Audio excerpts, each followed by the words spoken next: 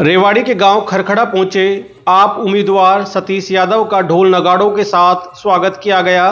Road show करते हुए खरखड़ा गांव में पहुंचे सतीश यादव ने दिखाया कि इस बार हवा बदल रही है, जनता बदलाव चाहती है। चुनावी सभा को संबोधित करते हुए सतीश यादव ने कहा कि रेवाड़ी के हालात इसलिए खराब है क्योंकि यहाँ के नेताओं में इच्छा शक्ति नहीं है। उन्होंने कहा कि यहाँ के जनप्रतिनिधि केवल चुनाव के वक्त ही घर से बाहर निकलते हैं, इसलिए रेवाड़ी के हालात खराब है। वहीं भाजपा उम्मीदवार को लेकर कहा कि वे अयोग्य उम्मीदवार है क्योंकि जब वे कोसली के विधायक रहते ये कह रहे थे कि अधिकारी उनकी सुनते नहीं हैं, तो वे रेवाड़ी के विधायक बनने के बाद जनता की समस्या का समाधान कैसे कराएंगे। उन्होंने कहा कि कांग्रेस राज में एक ही परिवार के 32 लोगों को नौकरी मिल गई, लेकिन आम युवा आज भी बेरोजगार घूम रहा है।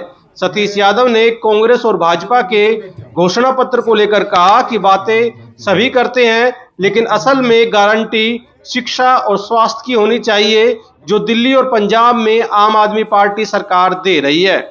आपको बता दें कि रेवाड़ी विधानसभा से आम आदमी पार्टी की टिकट पर सतीश यादव चुनावी मैदान में हैं, जिनके समर्थन में 21 तारीख को पंजाब के मुख्यमंत्री भगवंत मान रेवाड़ी शहर में रोड शो करेंगे। एक परिवार के 32 नौकरियां लगी है। मैं नहीं लगा रहा, पूरी दुनिया आरोप लगा रही है।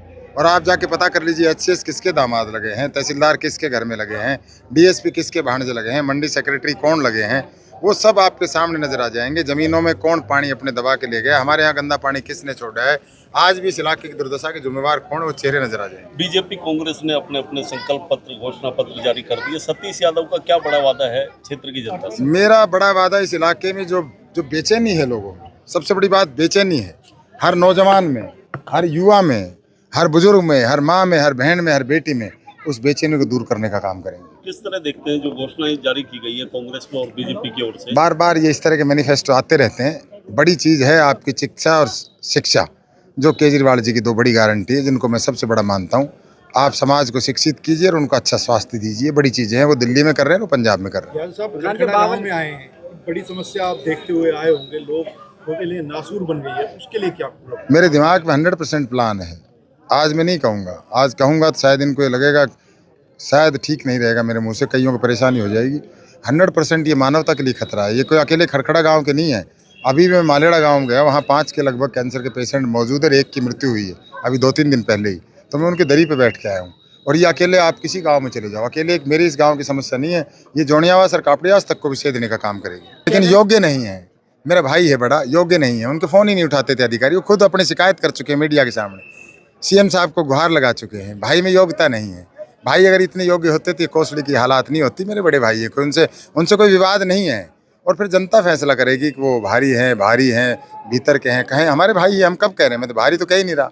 मैं तो ये कह रहा हूँ योग्यता के नाम पे वोट दीजिए। भारी तो कोई इस देश का मैं नहीं मानता। कोई आदमी जो यहाँ का वोटर है, चाहे कोई पंजाब से भी आके रह रहा है, वो चुनाव लड़ना चाहे, यहाँ वोट बढ़वा वो भी लड़ सकता है हरियाणा स्टेट में।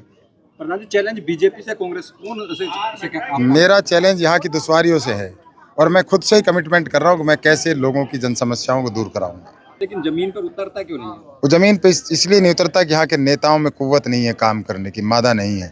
आलीशान कोठियों में रहने की आदत है, 100 करोड़ के फ्लैट में रहने की आदत है, तो कैसे काम करेंगे? उनको इससे क्या लेना देना है? प्रवासी है, 4 दिन के लिए राजनीति करने आते हैं अपने।